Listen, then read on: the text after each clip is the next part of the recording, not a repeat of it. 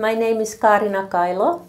I'm a Finnish scholar, self-made artist, politician, activist, and for the past recent years I've been focusing on the sauna, as you might guess, because I think that we need to start something like a sauna movement to get us back into the old traditional, ecologically sustainable way of life. So I have been very influenced by native philosophy and thinking, because I think it's very rational and healing and responsible, and you know, it's not putting humans above nature or animals, but there is a sense of recognition and gratefulness. And when we enter the sauna, well, in the past, we would thank air, fire, earth, the spirits of the Laulu, which shows that we were animistic like indigenous peoples, and we recognize that we should be grateful for the gifts of the elements that make up the world and make up life. And we would even leave some food and drink to the spirits of the sauna. And there was a rule not to have a sauna after midnight, so it was the turn of the saunaton to all the spirits. And so that shows that we had a relationship with the broader cosmos and nature.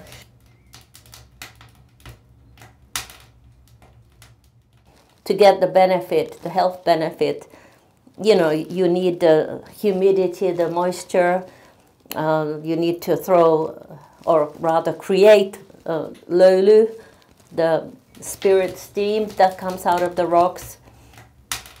When you go to the sauna, the Laulu really comes down on your body and you can feel it, and you have the world of aromas and senses. All your senses are activated. When it's dark, you get out of this focus on the human gaze, and you can hear things. You can hear the crackling of the wood in the stove, and then you have the smell of the vihta, you know, these switches that we make for massage and other purposes. And so it's a holistic spiritual experience. And for me, what is sacred is what keeps the world in balance and ensures that we have proper relations between humans. So in the sauna, for instance, it's the peace institution in the origins, where everybody is equal. In the agriculture period, the Finns went to the sauna together with the peasants and the masters, you know, like everybody went together, and it equalized the community and brought unity and togetherness. And political decisions were made in the sauna, and because people felt that in the sauna you are at your most authentic, and it's a place of trust. There's a lot of philosophical sayings about the sauna, like, you know, in the sauna you can't be angry. In the sauna the anger is thrown out of the window, and it's hard to translate these wonderful sayings, but there's a lot of very simple aphorisms, like, you know, take the sauna when it's hot. Well, that's a very simple saying, but it's a deep philosophical thought. It's remember the right time for everything. And so I have written 4 books or edited books on the sauna. My most recent book that just came out is called Sauna Culture, Sweat and Spirituality. When I went to the Sweat Lodge ceremonies, I was asked how the Finnish sauna is different or similar, and I couldn't say anything because I did not understand. I didn't know my roots.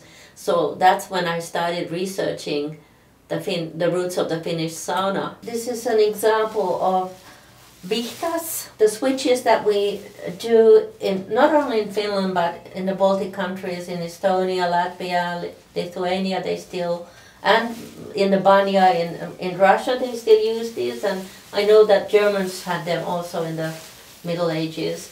So these are mostly birch trees that we, from which we take the leaves, but you can use oak and many other trees as well.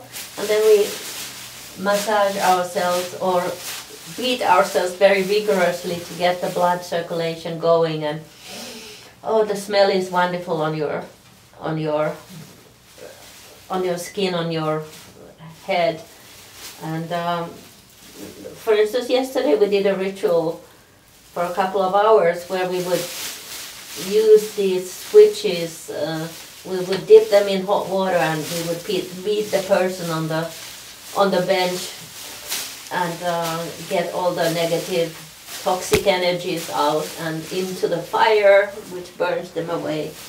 This is something I have been reminded of by the Latvians in their pifts. They do it a lot, and I mean we do it too, but for a long time I haven't seen Finns doing it anymore. So I'm learning from nearby cultures how to bring back those rituals that we have lost. We know more and more about the way that the old folks lived and how they really cared about nature and about animals, and they understood the importance of balance and interconnectedness and interdependency between humans and nature. I've been contacted by the bears in my dreams, and they really told me to look into it, and I felt very strongly that there's something about the bears that I have to investigate. And I found that the bear religion coincided with the worship of the Great Mother in the Paleolithic era. And everything that I've learned about old Europe, the Danube civilization, as described by Maria Gimbutas, has to do with the goddess culture, the matristic cultures of the past, and I could find the importance of the divine bear and the divine feminine in that context. So I've started to ask questions about why the bear and why women, why mothers.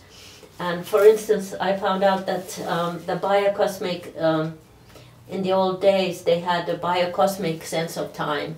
So they could measure time and calculate the right time to do things like, you know, give birth or hunt or plant seeds by following the star system, the Great Bear. As it turns, they could, you know, predict the time and know the time. And the spring was the time, important time for the return of life. And the bear was worshipped because it was a very numinous and mysterious activity in the view of the old folks, that the bear could bring living cubs from the den, from the depth of winter, without, when they didn't have food or anything. So that was considered a miracle, and it was a symbol of regeneration. But women too, because of menstruation, were divine, because, you know, how could they not be wounded while bleeding and then able to create life? And so the Great Mother was in very great esteem because she could provide rebirth into the same clan. And then I started, you know, studying the cave rituals and the bear cave.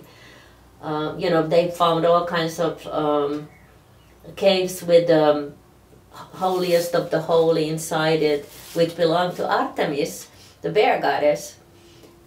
And people sitting around the fire, the sacred fire, I think is probably the first ritual that then developed into the first proto-house, which always had the woman on top. the woman houses of Neolithic Macedonia or Old Europe. And so you would enter this sacred space, the residence, from underneath a woman's legs. And that's called Sheila na gig in Ireland. But what I didn't know is that both the house, the proto-residence, and the sauna is the place where woman is the protecting spirit on top. And so to speak, you enter the house from underneath a woman's legs. So the vulva, it was nothing negative or pornographic as the church wanted to claim further in the history, but it was the place for rebirth and regeneration. And a lot of houses now have signs and symbols that I know now to be the signs of the woman protecting the inhabitants.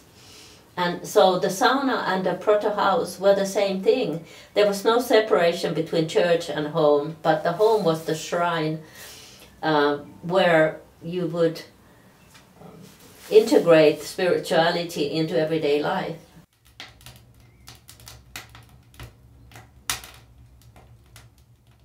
The sweat lodge is a space which is also a symbol of the womb.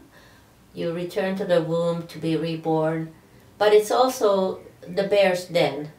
It's moist like the bear's den, and of course the bear is able to survive in it without any food, so it's a mystery place. And when we went to the sweat lodge in Montreal, we had to crawl into the sweat lodge like bears. And then I realized that in Finland as well, the bear is very important. We have so much information about the old bear ceremonial and the marriage of the woman and the bear, which is another topic that I have written a book about with Barbara Mann. And it's about the connectedness between humans and non-human animals. A very important story, and I claim that it's the original, the most ancient story, the totemic relationship between humans and nature. And for the Skolt Sami, for instance, they say that they descend from the bear, and that's why they are a powerful people. We cover ourselves in honey, sauna honey, and that is of course also becoming bear in a way, because the bear seeks the beehives in the tree of life. And we also have sauna trees. Many in the past, in I think the agricultural era, you would have a karsikko tree. It's a special tree where you write the names of the dead relatives. And so there's this ancestor worship still present in that thing. And of course the ancestor worship is very important in the sauna. And in the old European system, you would have, they had a tradition of burying their dead ones underneath the house, because they felt that the ancestors could guide you and advise you and give you all kinds of information, so you wanted to have them nearby. And the sauna has also been a shamanistic place, and of course the women and the bears have been the first shamans in the world. So I think that now is the time for us to reinvent the sauna as a spiritual space and as a healing site.